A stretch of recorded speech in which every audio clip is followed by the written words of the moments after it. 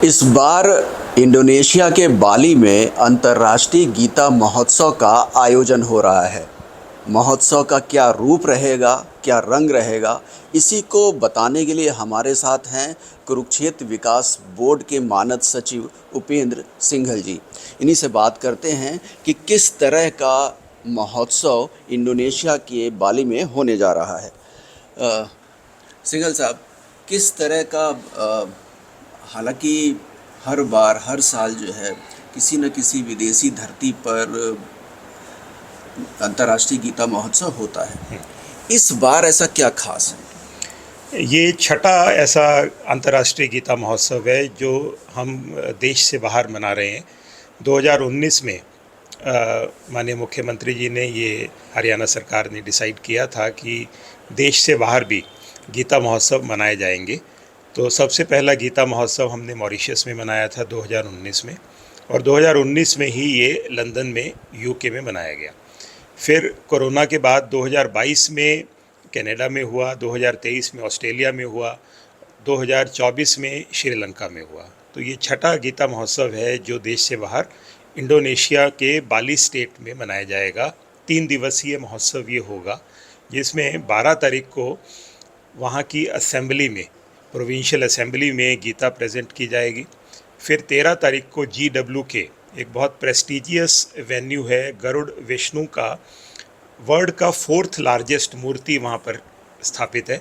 उस कॉम्प्लेक्स में हमारा गीता सेमिनार होगा, कल्चर एक्टिविटीज़ होंगी और एक बड़ी एग्जीबिशन वहाँ गीता की लगाई जाएगी।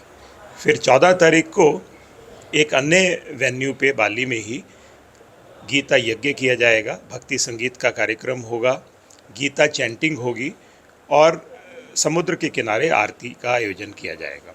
इसमें वहाँ के संस्कृत विद्यालयों का और एक वहाँ पे state university, Hindu state university भी है, सुग्रीव यूनिवर्सिटी के नाम से। तो उस यूनिवर्सिटी के प्रोफेसर्स और स्टूडेंट्स भी भाग लेने वाले हैं।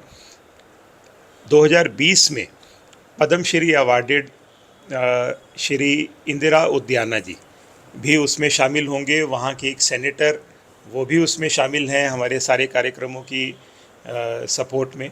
और वहाँ के CGI के माध्यम से बहुत सारी इवेंट्स को हमने प्लान किया है। 5 तारीख से 11 तारीख एक क्विज़ का भी आयोजन ऑनलाइन माध्यम से, गीता क्विज़ का हम करने जा रहे हैं।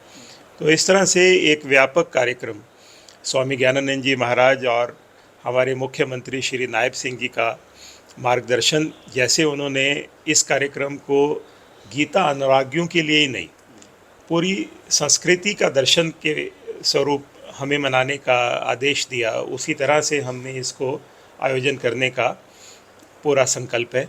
और इसको बहुत अच्छे स्वरूप में अभी से हम सोशल मीडिया के माध्यम से करीबन 1 लाख से ज़्यादा इंडोनेशियन लोगों तक पहुंच पाए हैं, और ऑनलाइन क्विज़ के माध्यम से और लोग इसमें पार्टिसिपेट करेंगे, क्योंकि भारतीय संस्कृति उनकी संस्कृति का एक अभिन्न अंग है। अगर आप बाली जाएं तो बाली के चौकों पर कहीं पर इंद्र की, कहीं पर ब्रह्मा जी की, कहीं पे गणेश की, कहीं पे विष्णु की, कहीं पे राम जी की, कहीं पे अर्जुन कृष्ण के रथ की। पूरी तरीके से हिंदुस्तान ही नज़र आता है वो, हाँ, अभी तक मतलब भी सनातन सिटी एक तरीके से। बिल्कुल सनातन स्टेट। और अभी तक भी वहाँ पर कहीं ना कहीं रामायण का मंचन हो रहा होता है। हम अपने कार्यक्रम में भी जो महाभारत के ऊपर आधारित केकक डांस, जिसमें 40 से ज़्यादा आर्टिस्ट रहेंगे, तो उसका मंचन करवाने वाले हैं। तो बाली के बारे में आप उम्मीद है कि वहाँ गए होंगे, देखा भी होगा।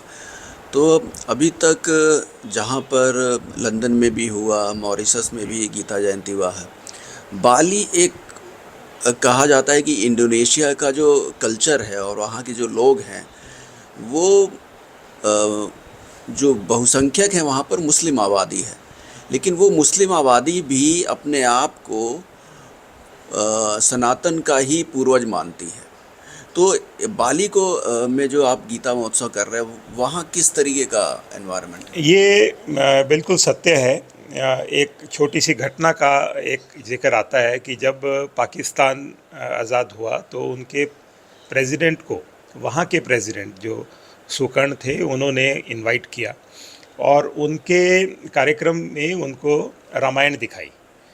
तो पूछा गया कि भाई आप मुस्लिम देश हैं और रामायण आप दिखा रहे हैं। तो उन्होंने कहा कि धर्म हमारा कुछ भी हो, ये हमारी संस्कृति है। और वो रामायण इसलिए देखते हैं और इसलिए मंचन करते हैं कि जो राम जी का चरित्र है वो हमारे देशवासियों में आए। तो एक संस्कृति जो है वो किसी भी धर्म या किसी भी समाज से ऊपर होती है और इसका प्रत्यक्ष उदाहरण इंडोनेशिया है।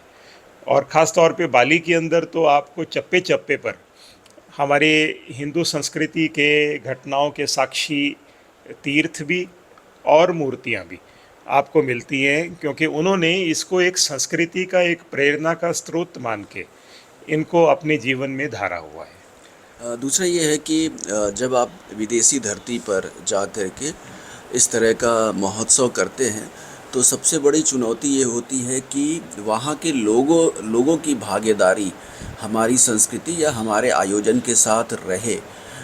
उसको लेकर के किस तरह की प्लानिंग है कि केडीबी जो है वहाँ पर ज़्यादा से ज़्यादा लोग उस समारोह में शिरकत करें, उन तक जो है श्रीमद् भागवत का जो ज्ञान है पहुँचे इंडोनेशिया के और भी इलाकों में, उसके लिए केडीबी ने किस तरह से इंतज़ाम किया? दो तरह से हम लोगों तक पहुंचने का प्रयास करते हैं। एक तो ऑनलाइन माध्यम से, जो वहाँ की कम्युनिटीज़ हैं, वहाँ के जो ग्रुप्स हैं सोशल मीडिया के, और हमारे सोशल मीडिया के प्लेटफॉर्म्स के ज़रिए करीबन 1 महीना पहले से ही हमने एक्टिविटी अपनी शुरू कर दी थी, जिसके माध्यम से करीबन 1 लाख से ज़्यादा लोगों तक अभी तक हम पहुंच भी पाए हैं और आगे ये संख्या और बढ़ेगी। और दूसरा, जब हम प्रिपरेटरी विज़िट पर जाते हैं तो वहाँ की धार्मिक और सामाजिक संस्थाओं से मिलकर भी आते हैं और उनको अपने इस कार्यक्रम में मिलने के लिए, सपोर्ट करने के लिए, भागीदार बनने के लिए हम निवेदन भी करते हैं। और अगर आप हमारे पब्लिसिटी मटेरियल्स पर देखें तो ऐसे कुछ संस्थाओं के लोगो भी आपको उनके मिलेंगे। और इसी तरह से जो वहाँ पे रिजेंसीज़ हैं, करीबन 10 रिजेंसी बाली के अंदर हैं, और उसके अलावा बहुत सारी कम्युनिटीज़ हैं, वहाँ से लोग आएंगे हमारे सेमिनार में, हमारे कल्चर प्रोग्राम्स देखने के लिए, यज्ञ में शामिल होने के लिए और विभिन्न कार्यक्रमों में हिस्सा लेने के लिए, ऐसी हमें उम्मीद है। दूसरा ये था कि वहाँ पर तो होगा, लेकिन वहाँ पर प्रोग्राम किस तरह का हो रहा है, यहाँ के लोग कैसे उसको देख सकते हैं? उसके लिए हमारे यूट्यूब चैनल पे, इंस्टाग्राम पर, फेसबुक पर जो वहाँ के कार्यक्रमों की लाइव फीड है वो प्रयास हम करते हैं कि वो उपलब्ध रहें और उसके माध्यम से जो हरियाणा या देश के हमारे लोग हैं वो भी उसका आनंद ले सकें। बहुत बहुत धन्यवाद। तो जैसा कि उपेंद्र सिंघल साहब ने बताया कि 2019 से अंतर्राष्ट्रीय गीता महोत्सव का आयोजन प्रारंभ हुआ। विदेशों की कई धरतियों पर इसका आयोजन हो चुका है और इस बार इंडोनेशिया के राज्य बाली में इसका आयोजन किया जा रहा है। इस आयोजन को लेकर के वहाँ के लोगों में काफ़ी उत्साह है।